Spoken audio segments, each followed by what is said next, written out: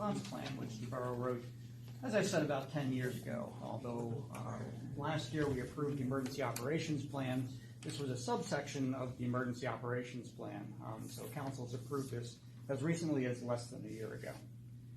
So what is the pandemic response plan? It really breaks down into two different types of sections, and the first section is along the lines of what I had asked Dr. Tirapathy, was how we can keep the borough operating in the event of a pandemic. Because as I mentioned, we can't shut down. There are too many things we do which are crucial to the health and safety of the people of Chambersburg. We can't shut down the police department. We can't stop producing electricity. We can't stop producing clean water. All of those things have to continue no matter what.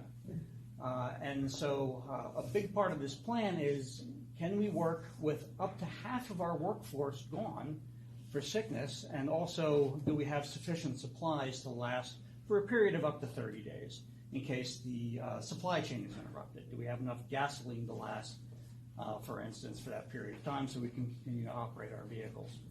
And going through the list and going through all of our departments, I'm assured from every one of them that yes, we can continue to operate down to 50%. And I guess that begs the question, well, suppose you have more than half your workforce sick and you continue to operate. Yes, it gets progressively harder, of course. The lower you reduce our workforce, the harder it gets, and then sooner or later you'll come up with a percentage that will break the system. But down to 50%, we feel confident that we can continue to operate.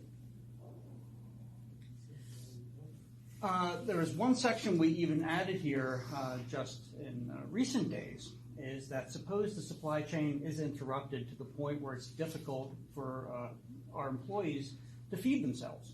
So we're going to lay in a stockpile of food that we can continue to keep our employees operational and functional so they can serve the community.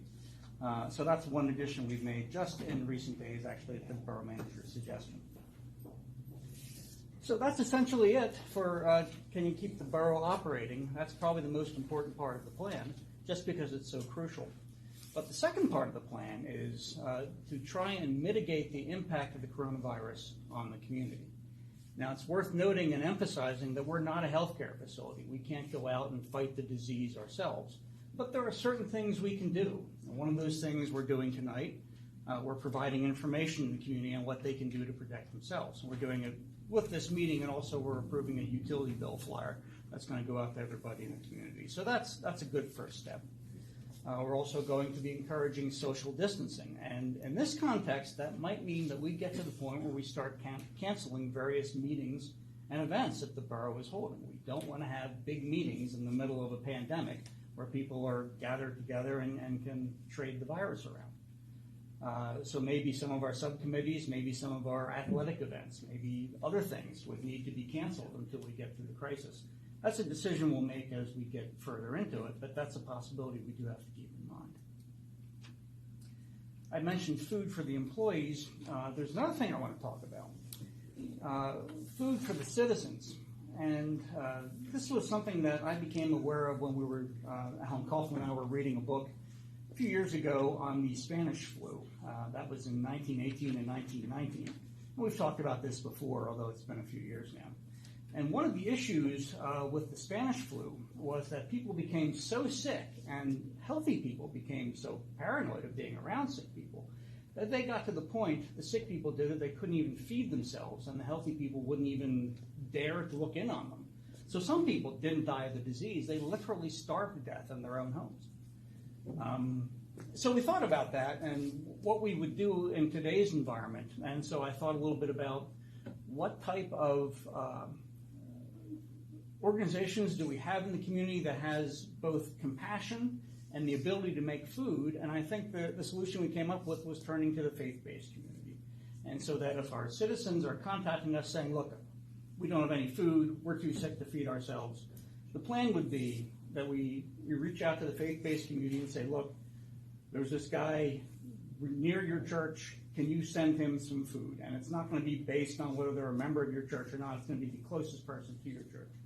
And I hope that I get good cooperation with that. That's a letter that's going to go out tomorrow, giving people a heads up that they might be called on. We'll see what kind of response I get to it.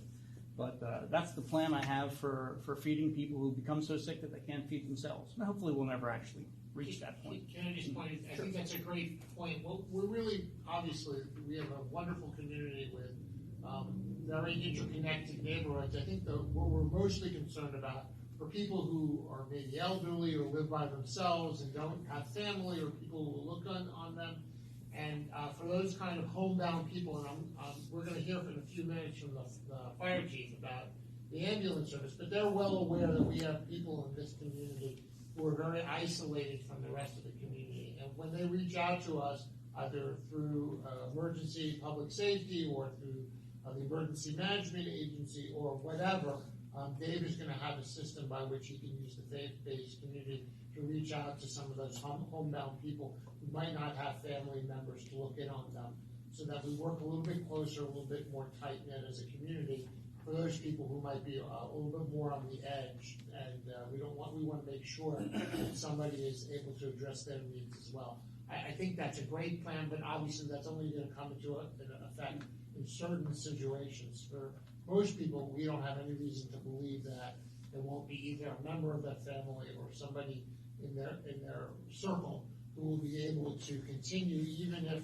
as we heard, if it's 20% or 25% or 40%, whatever the number turns out, that still leaves a lot of healthy people who can function, certainly enough to that things will continue to operate. But there are some people in our community, if you don't know that, who literally don't have anyone, and we are concerned about those people as well. So thank you, Dave. I think that was a great idea.